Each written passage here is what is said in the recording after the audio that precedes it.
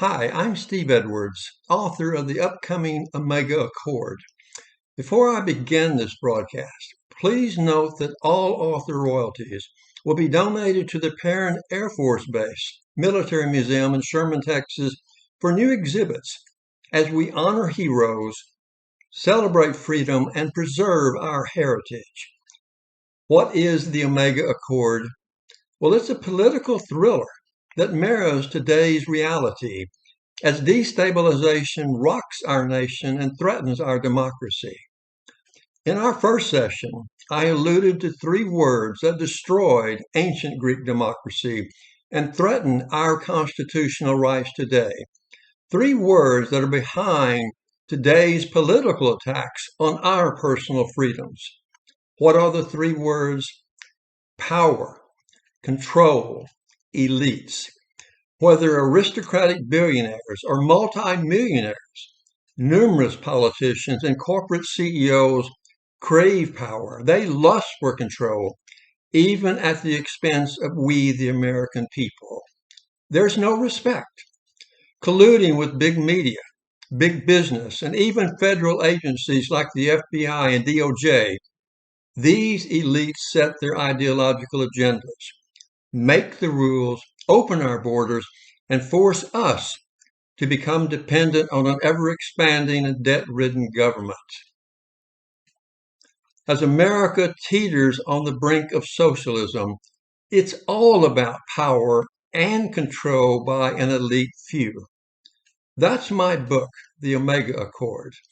Like the book, if you get in the way, these aristocratic politicians and their minions will silence you, threaten you, and even destroy you.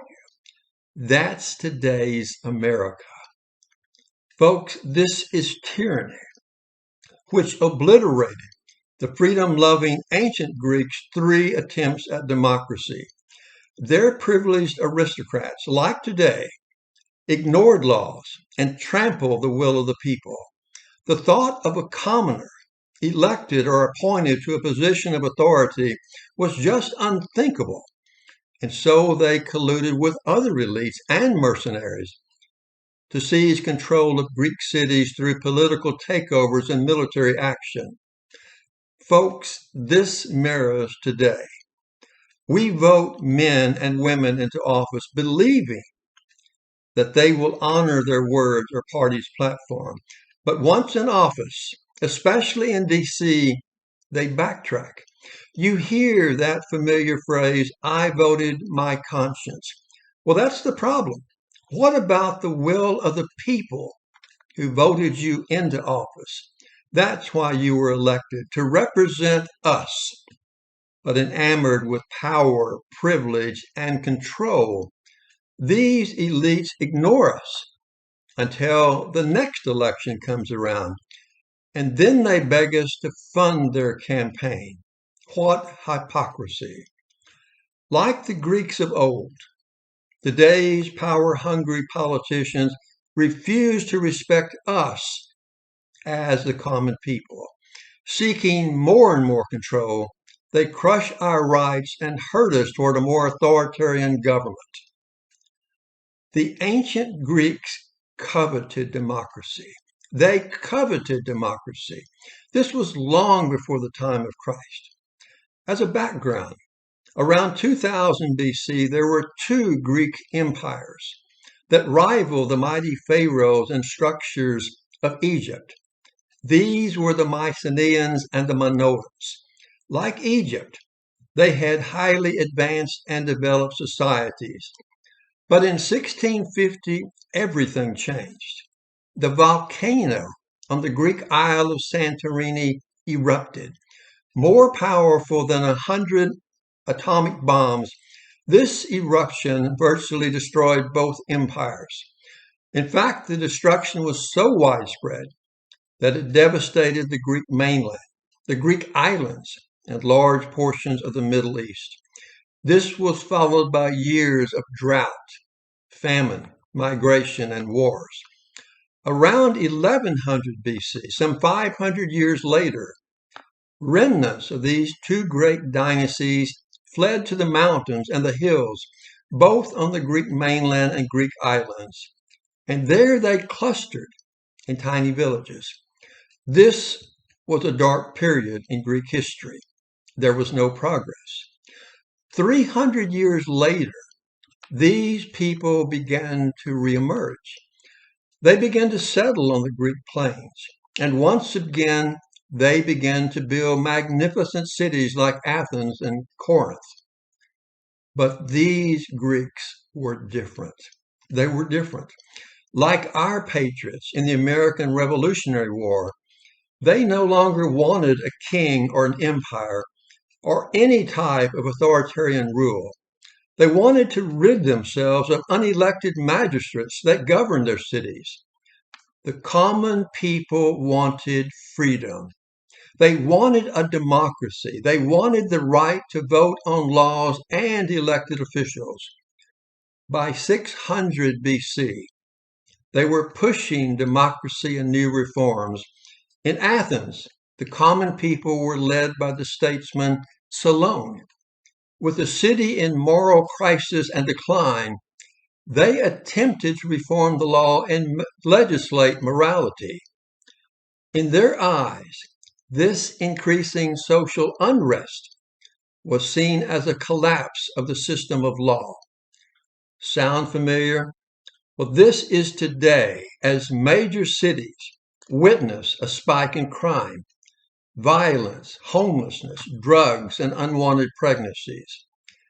Led by Solon, all male Greek citizens were granted the right to vote. Now, women and slaves were excluded at that time. But regardless of class, rich or poor, any male citizen could be voted into a position of responsibility and authority. During this first attempt, Greek democracy was flourishing. It was flourishing until angry, colluding aristocrats retaliated. To them, it was unthinkable that a mere sheep herder could be elected as mayor of Athens. Commoners were not elite. They were not privileged.